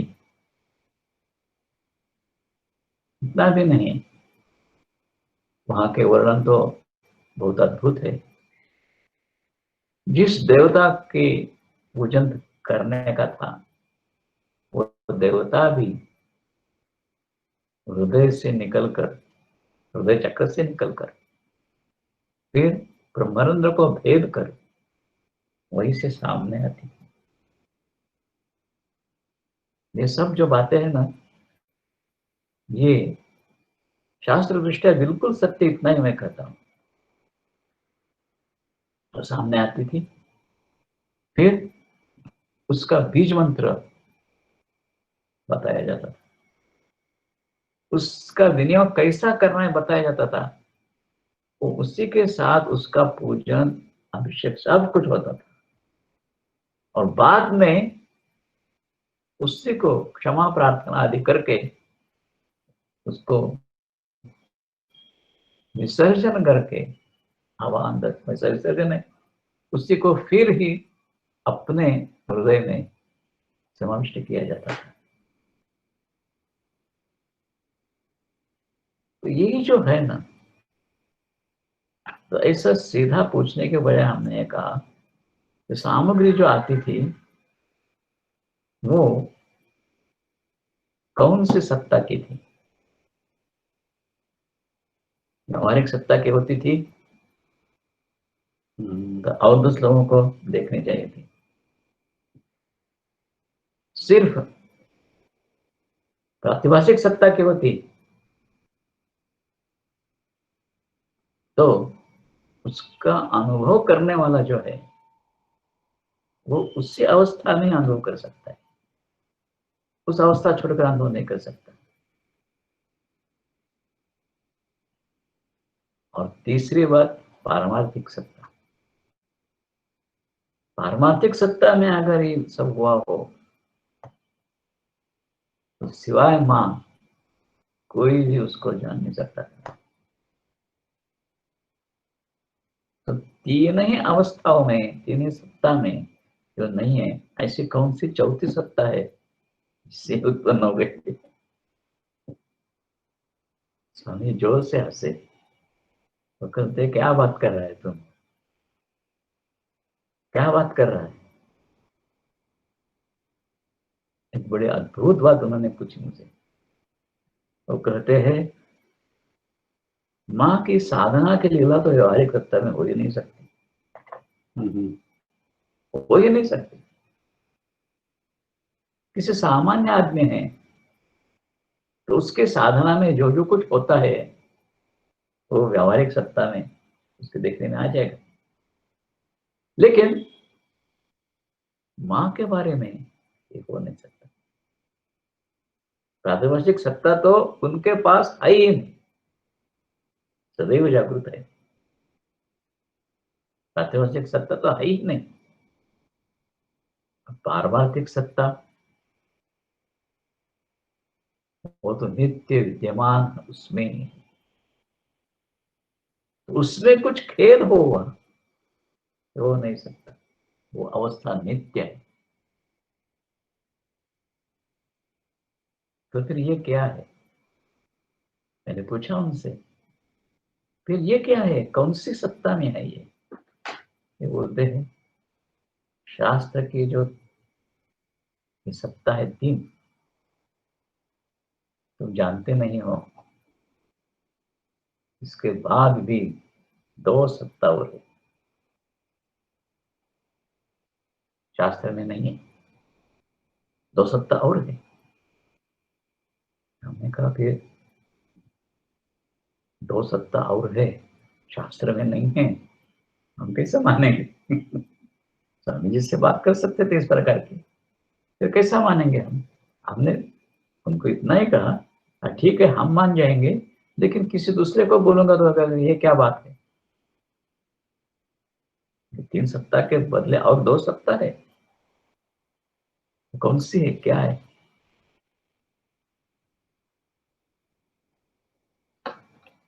वो कहते हैं जिससे हम लोग माँ का ख्याल करते हैं ना, वो एक सत्ता है, वो एक सत्ता है। वो ख्याल में जो आता है वैसा ही होता है। ख्याल में आया इसका मतलब क्या है? क्या देखने में आया माँ को, या किसी ने कान में आके बताया? कुछ नहीं, ख्याल, बस। ख्याल आया, वो एक स्वतंत्र सत्ता है। पूरी सृष्टि का निर्माण जिस सत्ता में हुआ है ना, वो सत्ता है ये।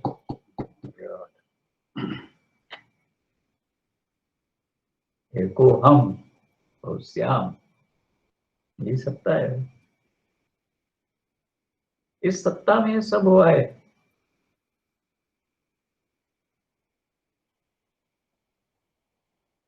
तो हमने धीरे से पूछा, स्वामी जी बात ठीक है, ये दूसरी सत्ता कौन सी है? और आपने जो कहा इसके अलावा और दो सत्ता है, तो एक ख्याल हम समझ गए, और दूसरी सत्ता है, कहते कौन सी है?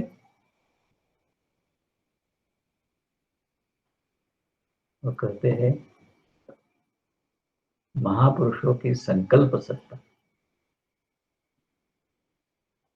एक बार उन्होंने संकल्प किया, बस वो प्रत्यक्ष होने वाला ही होगा, प्रत्यक्षात आएगा ही,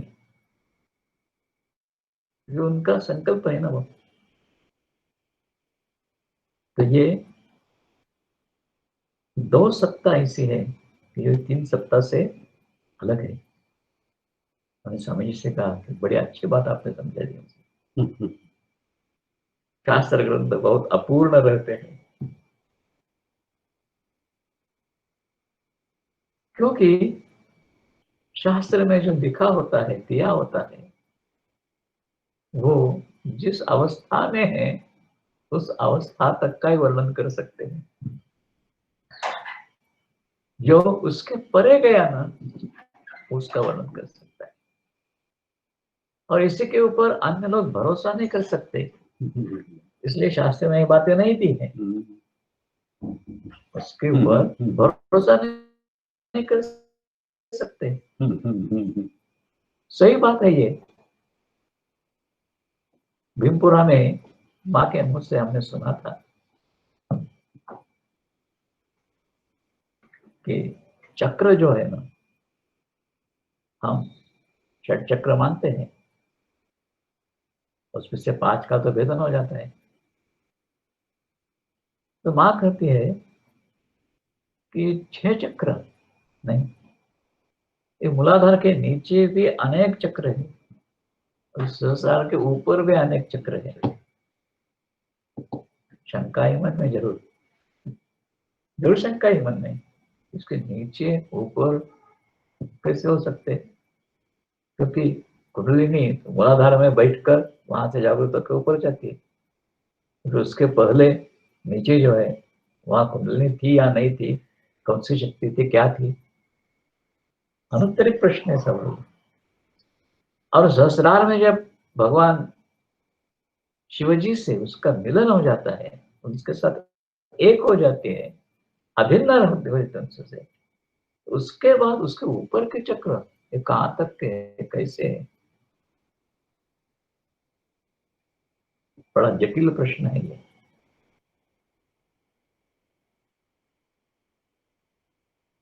उसके नीचे, उसके ऊपर क्या है,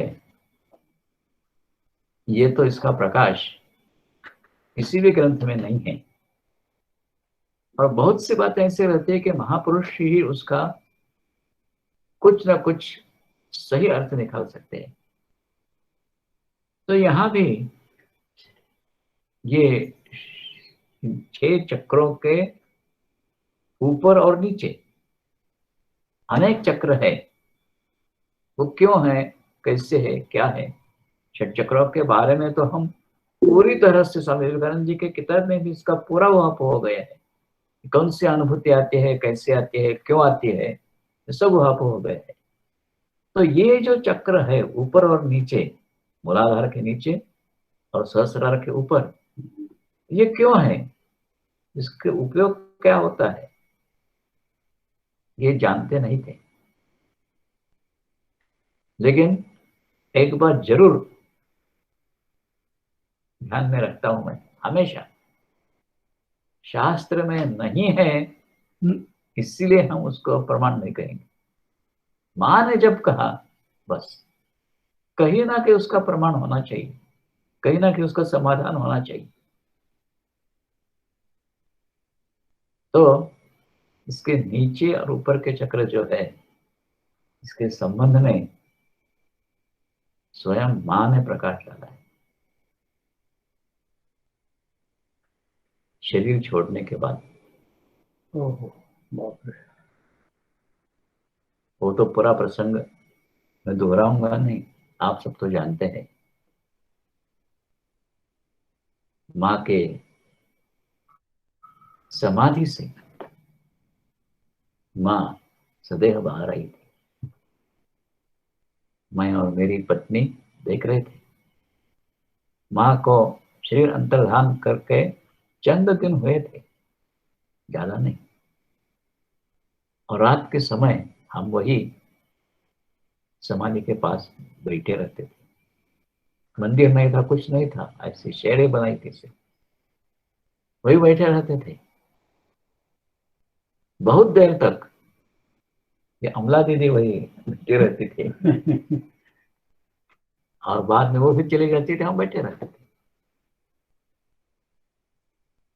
तो उस समय जो हमने बताया था बाबा जी का दर्शन, हम देख रहे थे मां समाधि से बाहर आई है। हम अचंभे में से खड़े होकर देख रहे हैं दोनों। इतने में देखा कि मां की दृष्टि हमारे पीछे है। मन में आया किसी को देख रही है मां, देखेंगे। लेकिन तुरंत मन में विचार आया कि हम अगर दृष्टि हटाएंगे और मां देखना बंद कर देगी तो जितना देर देख सकते हैं तब वो सुख लेंगे ना। वैसे हम खड़े रहे। थोड़ी देर बाद हमने देखा मां बुला रही है, पीछे जो है उसको बुला रही है। वहां भी जोर से ऐसा लगा कौन नहीं है, नहीं देखा। तब तक हमने देखा, देखो हम दोनों जो खड़े थे ना, कुछ ज्यादा दूर अंतर तो नहीं था। बिल्कुल ऐसे अभी समझो जैसे कैलाश जी और मैं हूं, बिल्कुल छोटा छोटा सा अंतर था। लेकिन उसमें से वो व्यक्ति मां के पास गई, मां से ऊंची थी, इसलिए मां ने हाथ थोड़े से आगे करके उनके कान को स्पर्श किया, अंगुली से कान को स्पर्श किया और अंगूठे से उनके कंधे को स्पर्श करके उनको दबाया नीचे और मां की समकक्षा में उनको लाया। और अचानक देख रहे हैं एक अत्यंत दिव्य प्रकाश, सोनहरे रंग का, लेकिन सोना भी बहुत कम तेजस्वी रहेगा, इससे भी ज्यादा तेजस्वी उस व्यक्ति के ब्रह्मरंध्र से बाहर निकल रहा था।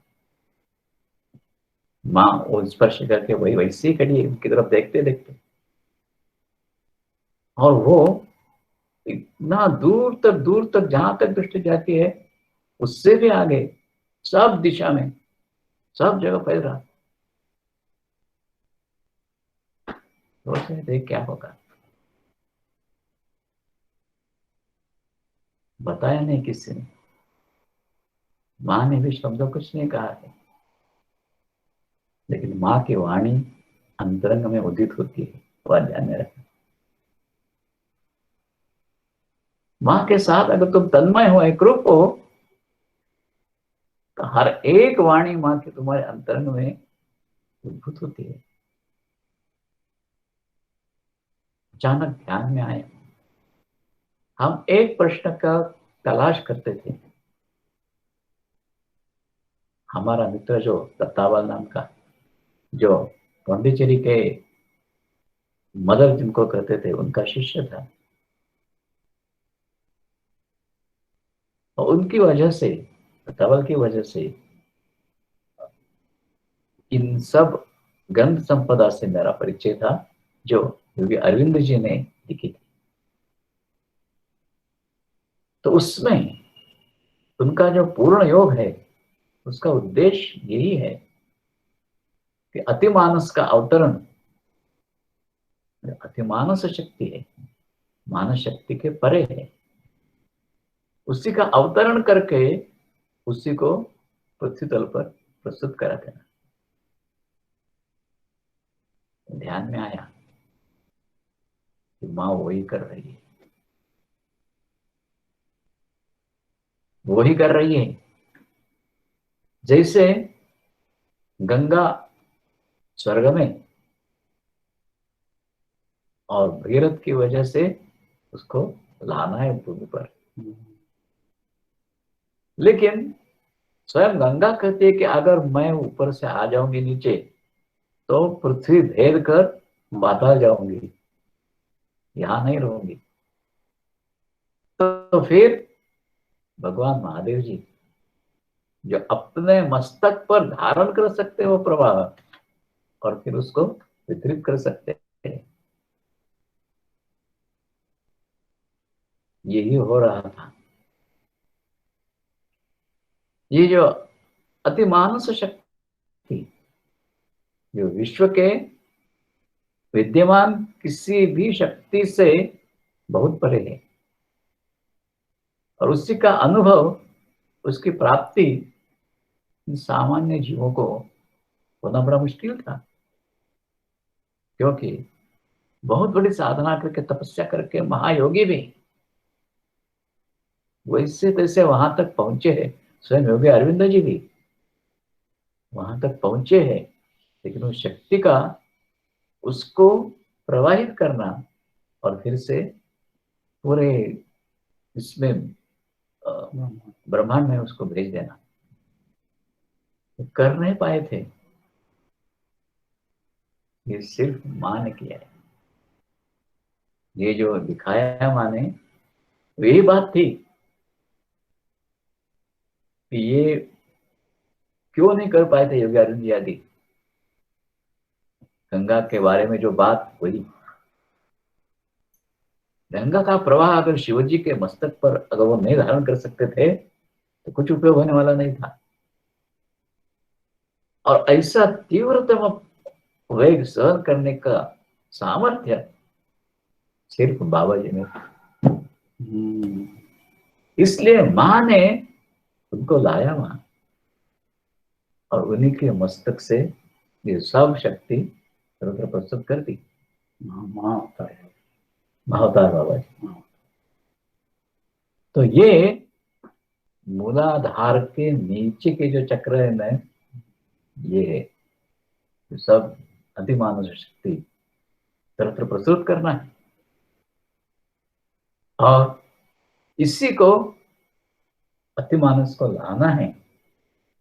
वे सहस्रार के ऊपर के चक्र है, उन्हीं के द्वारा इस शक्ति को सहस्रार में संचयित करके फिर या नीचे के चक्रों के आधार से उन्हें को विश्व के स्तर पर उनको प्रसन्न करना है। तो ये प्रत्यक्ष जब देखा तब बात ध्यान में आई, माँ ने जो कहा है वो सत्य है। शास्त्र में वो हो या ना हो, हमें उसकी फिक्र नहीं है। माँ ने कहा सत्य है, और माँ ने उसका प्रत्यय भी लाके दे दिया। तो वैसे ही ये जो माँ कहती है,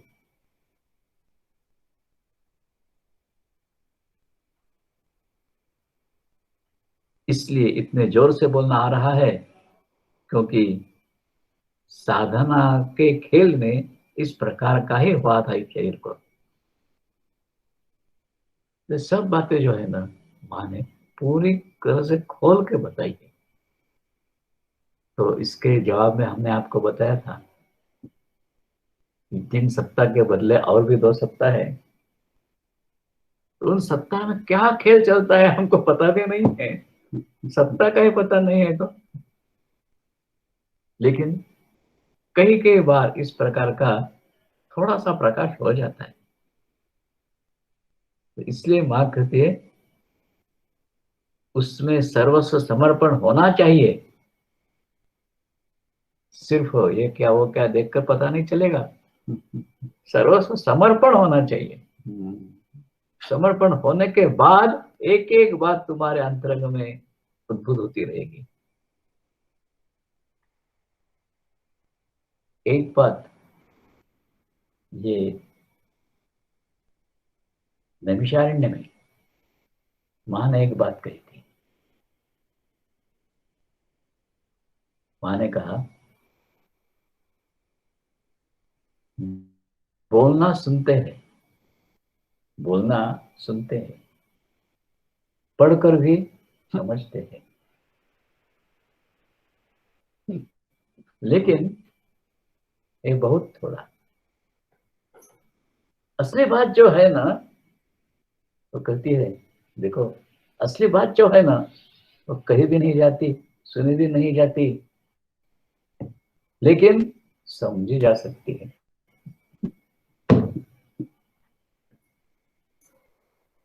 माँ अभी वो वही कर रही है। सर्वस्व समर्पण होना चाहिए तुम्हारा, नहीं तो कुछ प्रकाश नहीं होता है। उसमें सर्वस्व समर्पण होना चाहिए। अब आगे का जो वाक्य है ना, सर्वस्व समर्पण होना चाहिए, तुम्हारा बोझा, विश्व का बोझा स्वयं विश्वंभर वहन कर रहे हैं।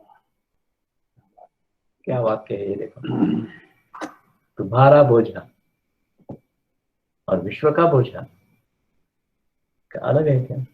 विश्व का बोझा कैसे, मेरा बोझा आया है ना उसमें, तो माया ऐसा क्यों कर रही है? तुम्हारा बोझा, विश्व का बोझा। देखो तुम्हारा बोझा जो है, तुम और पूरा विश्व, पूरा ब्रह्मांड एक ही है, दोनों अलग है ही नहीं।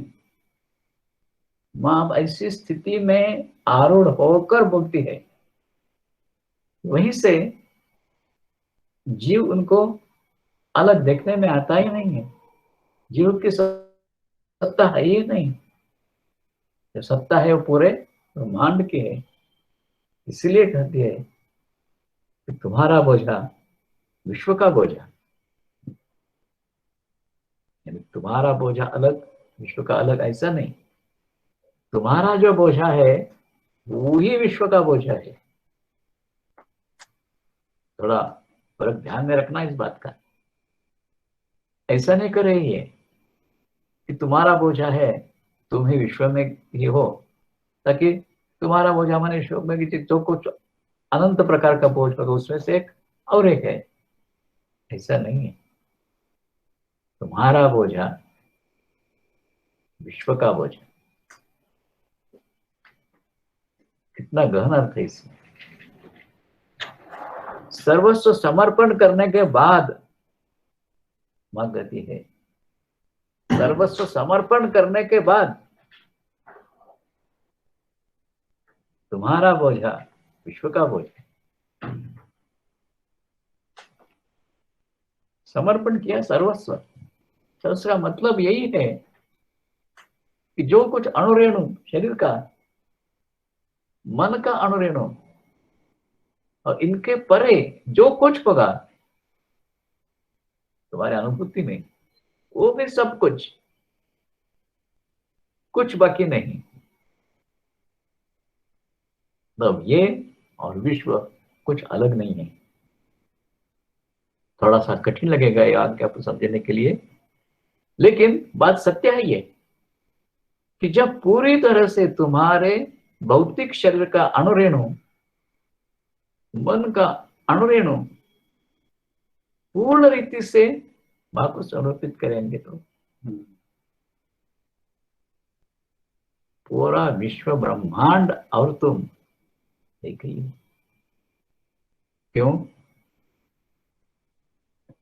तुम ये कह सकते हो ये मेरा हाथ है, ये मेरा पाँव है, ये मेरा शरीर है, इसके अणुरेणु है। मन के बारे में क्या कर सकेंगे?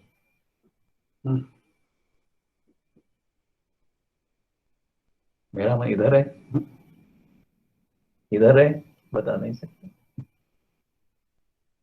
मेरा मन मैंने मां को समर्पण किया है, कह सकते हैं। समर्पण किया है कि वो ही पूरे विश्व और ब्रह्मांड में तुम्हें जोड़ देते। मन से समर्पित हो जाओ, बस। अब तुम्हारे पास कुछ नहीं रहा है। पूरा विश्व ब्रह्मांड जो है ना, असल में उसके मालिक तुम ही हो। मन तुम्हारा समर्पण किया, बस सब कुछ समर्पित हो ही गया। इसलिए कहते तुम्हारा बोझा विश्व का बोझा। वो स्वयं विश्वंभर वहन कर रहे थे, विश्वंभर वहन कर रहे हैं। विश्वंभर शब्द का उपयोग मां करती है। हम तो अचंभित होते ये शब्द सुनकर। हाँ, हमारा बोझा विश्व का बोझा, वो बड़े ताकतवान है, आमू का ऐसा कुछ कहना चाहिए। फिर विश्वंभर क्यों कहा? विश्वंभर का अर्थ क्या है? भर भरती, इसका अर्थ होता है पोषण करना। विश्वम भरती थी विश्वंभरा, विश्व का पोषण जो करता है वो। तो उस विशेषण का क्यों उपयोग किया है? बोझा ढोने के लिए जो ताकत, शक्तिमत्ता चाहिए, वो बड़ा ताकतवान।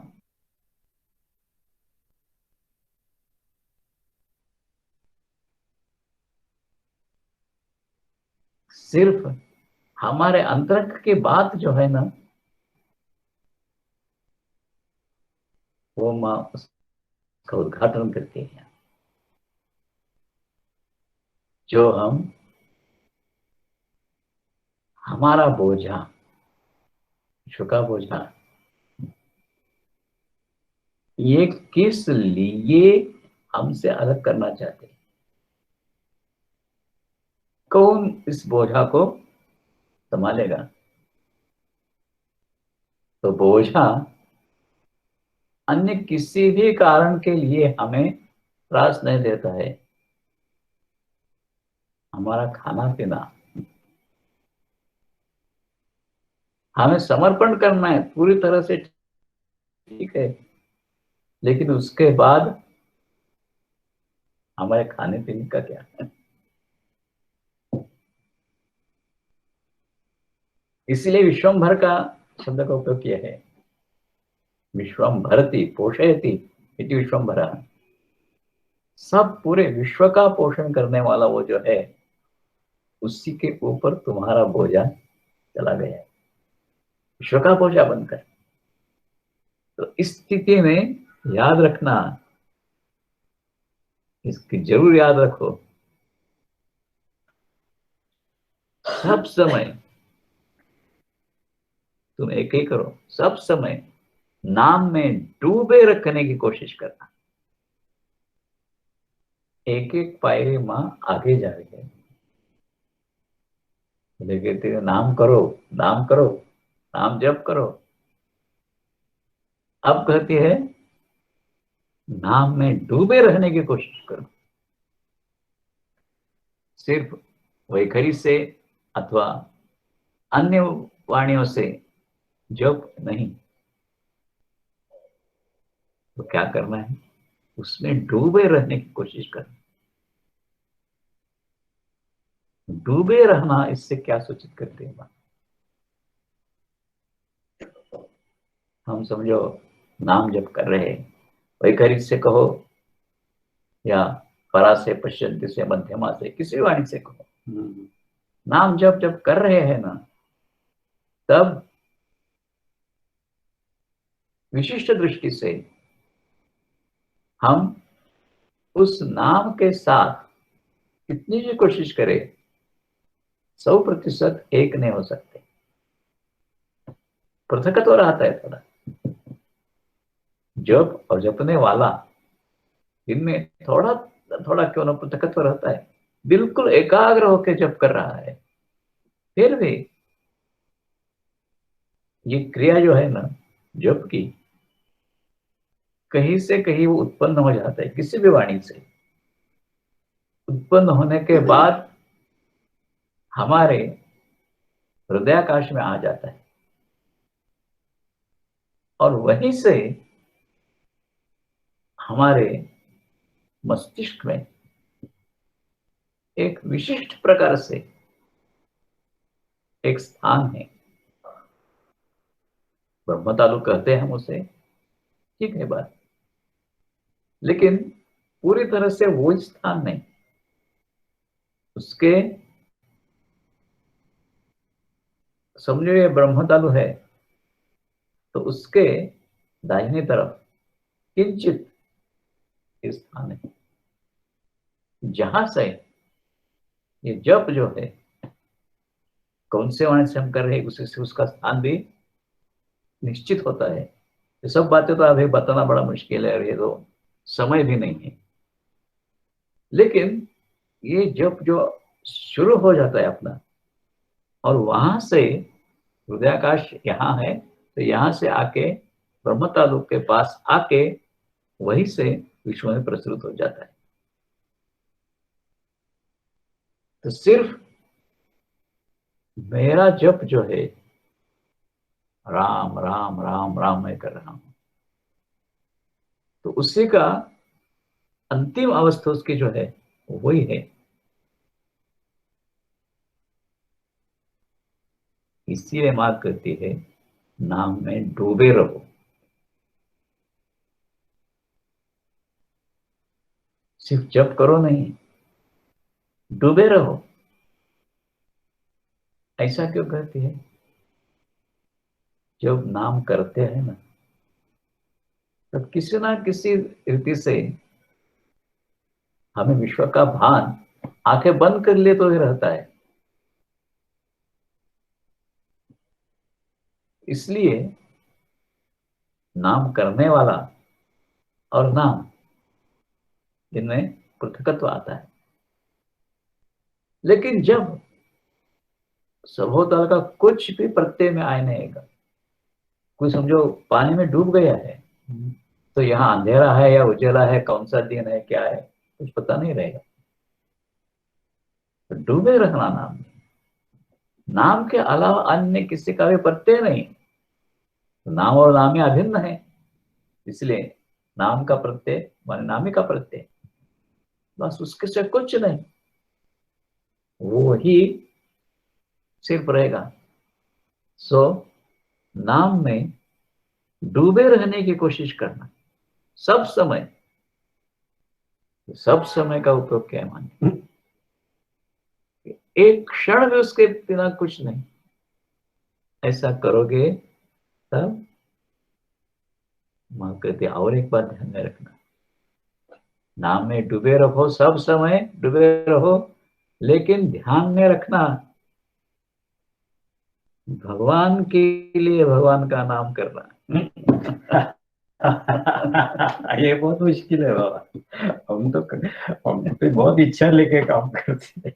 भगवान के लिए भगवान का नाम करना, याद रखना। बड़ी मुश्किल बात लगती है ये, लेकिन भगवान के लिए भगवान का नाम करना माने क्या है? किसके लिए किया? ये भगवान के लिए माने क्या? तुम्हारा जो काम होगा उसके लिए, उसका क्या काम है हमें तो कुछ पता नहीं लगेगा उसका।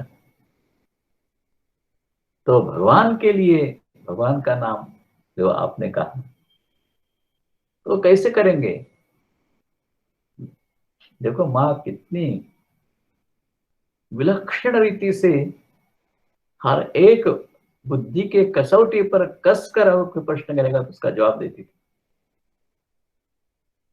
ये कैसे करना, माँ ने जवाब दिया उसका। तो कहती है कि दुनिया की सब चीजों की अभिलाषा छोड़ दो, सिर्फ भगवान की अभिलाषा शिल्लक रहेगी।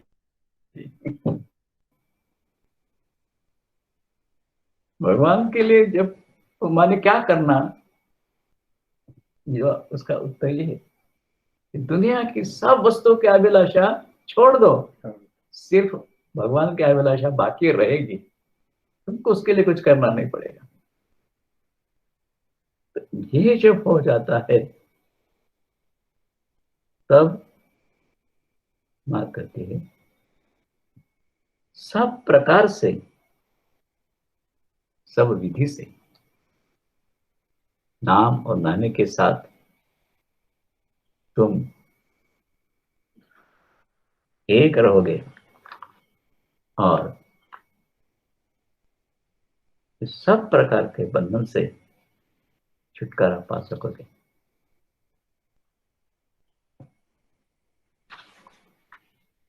मेरे विचार से आज का विवेचन यही हम समाप्त करते हैं।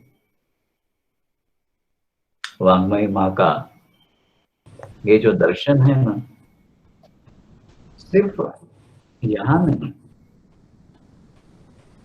कौन सी भी किताब आप ले लो, तो माँ की वाणी पढ़ते जाओ और उसमें आप जरूर इस बात का दर्शन करोगे।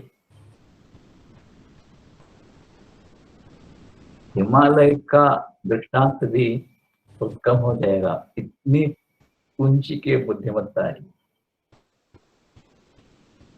कोई भी यहाँ तक पहुंचा नहीं सका है। बड़े बड़े पंडितों को भी मैंने देखा है, इसमें से सिर्फ ये किताब नहीं, अन्य की किताब है, उसमें कई जगह ऐसा है कि उसके लिए कुछ जवाब नहीं दे पाते हैं। पंडितों से भी चर्चा की है, उन्होंने भी कहा है कि नहीं नहीं ये ऐसा नहीं करना चाहिए था मानो। लेकिन हमारे मन में एक बात शुरू से ही, माँ ने कहा है ना, बस ऐसा ही होना चाहिए। एक ना एक दिन वो प्रकाश करेगी उसका, और वो ही होता आ रहा है। पंडितों की दृष्टि से जिन जिन बातों को गलत समझकर फेंक देना चाहिए था, उन सब में असली अर्थ क्या है ये माँ ने प्रकट कर दिया है, शब्दों से नहीं। इसका अर्थ ये ऐसा है नहीं, अपने आप तुम्हारे अंतरंग में उत्पन्न हो जाता था।